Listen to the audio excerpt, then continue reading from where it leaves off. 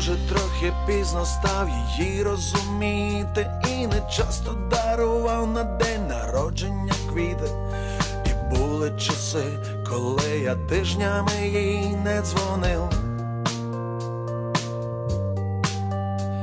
Але тепер, коли вона мене обіймає і разом із татком щось про внучку питає, я з радості плачу, що маю живих батьків.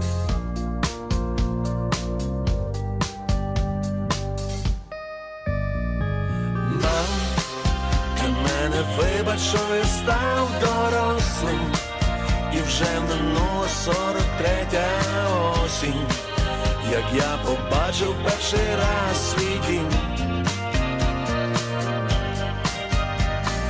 Мам, а можна я до тебе завтра приїду, і ми на кухні не одну годину собі на різні теми посидим.